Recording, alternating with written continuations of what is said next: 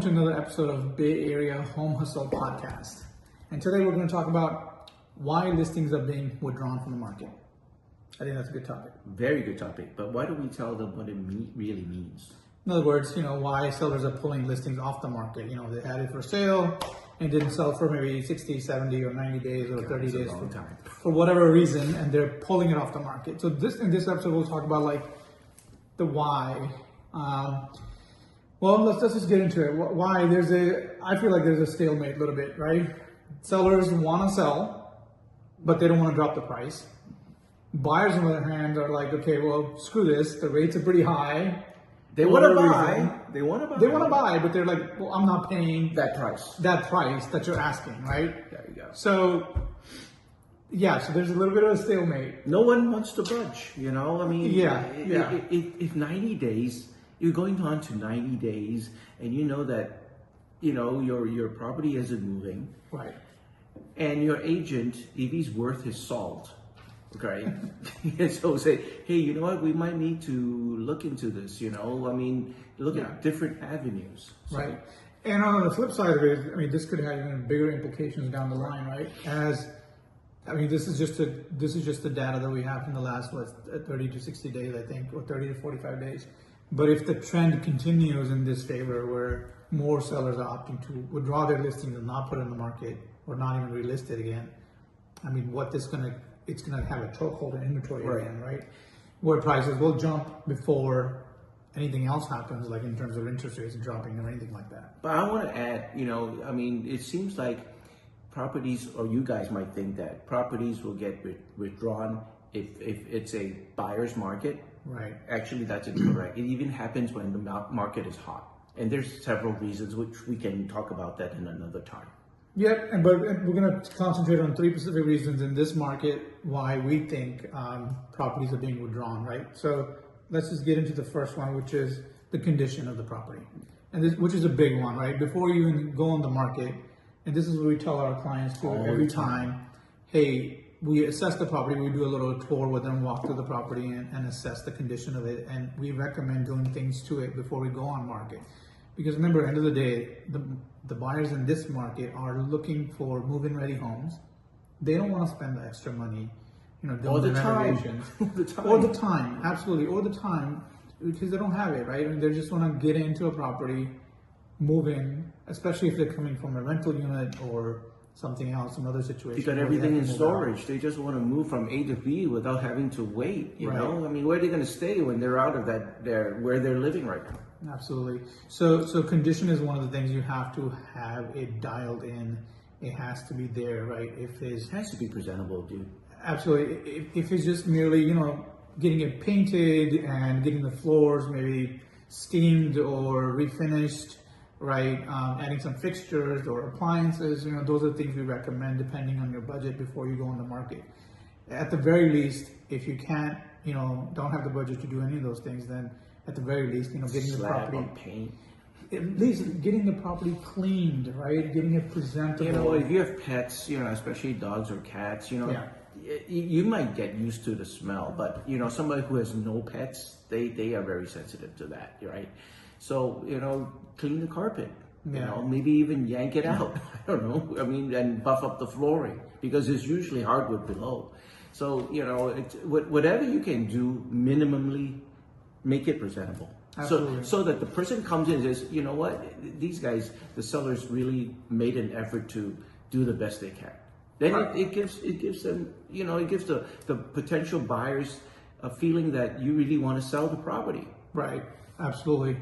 Yeah, conditions one thing. We've taken even listings that are fixers that we cleaned, right? We taken a listing, specifically we taken that listing here in, San Leandro or something. It was pretty dirty inside, and we actually just did a dump site just to, throw everything away and just had a dump truck come out. Seller dump. We also helped the seller dump some paint cans and stuff like that too. But yeah, just do the minimal things, right, before you go on the market, because nobody wants that. At the end of the day, what you need to show is the potential of your property, what it can be, right? If you can fix it up and do those things, great. But if you can't, make sure at least it's clean, right? So the person coming in can kind of visualize where things would go, what they can do, and what they need to improve on. Air fresheners, they're not expensive. That really helps. 100%. Yeah. All right, the next thing that we recommend or that we think is of a concern. The hardest for sellers is to deal with number 2. Yeah, which is price, right? Price is, I feel like we're still, in that, 2022 era where we believe our properties are worth, specifically, let's just say, worth $1 million, even though it's not, or maybe $2 million, even though it's not. Higher than it's worth. Those times, they were great times, by the way. They're not there right now. And partly because of that is because we have more inventory now, right? Since January of this month, inventory increased. We have a lot more properties on the market. Buyers have a lot more choices. So your property doesn't stand out when you list it too high. It may look really good. It may be, you guys did all the first part, the condition looks perfect. You guys painted, maybe even upgraded the appliances. But if your hopes are too high, that's going to stay. And sometimes what happens is even as a buyer, buyers will have a criteria too, right? They're looking at a certain point. Let's say if you list the property at $2 million, they're looking for maybe 1.8 or something, and that's the sort of alert they get. Anything at 1.8 or below, right? So they're not your property might not be getting that exposure that it needs. So looking at the comps, looking at what's on the market, what other properties are going for, what they're going for pending, and things like that. I think all those things need to be taken into consideration when you need to be aggressive when you price it. You gotta be aggressive. We always tell our clients that. Yeah, and sometimes we get it. Sometimes sometimes you get a client who's not able to list it aggressively, where they have to list it at a certain price to maybe even out or whatever. Maybe it's investors looking to do that. That's fine. That happens. Right? There's always a strategy for that, right? But just remember, just check with your agent. There's 3 different strategies in my book. There's a overpriced property, not overpriced, but there's this, the wow factor pricing strategy. There's the fact of, in the middle where it's similar to the comps that are available in the market. And there's a low ball, sort of like you listed low and you kind of bid up demand there, right? So it depends on your specific and unique situation. And also a lot of it has to do with location. That's true. Remember, Bay Area is filled with micro markets. Some properties move quicker than others, depending on the price point and depending on the city and location and the size or the condition of the property. Right. So be aware of that too. And the last thing I want to let's touch up on is the marketing, is what your agent's doing for you. This is exactly the part that we can be more proactive as agents. Yeah. Yeah, 100%. Yeah, marketing, to us, marketing is this. When we take on a listing, there's several things that we have to do, right? It's not just merely taking pictures and video of the thing and making some drone shots and calling it a day anymore, right? And then sticking in MLS. It doesn't work that way. Because MLS can only go so far, right? MLS can get your property in front of these portals like Zillow, Redfin, and a couple other things. But beyond that, it doesn't do anything else, right? So the other marketing that we do is we create our own social media reels, right? We target like Instagram, Facebook, we target YouTube. We also target TikTok, believe it or not, there's a lot of folks on there too. But in addition to that, what we also do is we create ads, specific ads that target specifically the markets around us using Facebook and YouTube.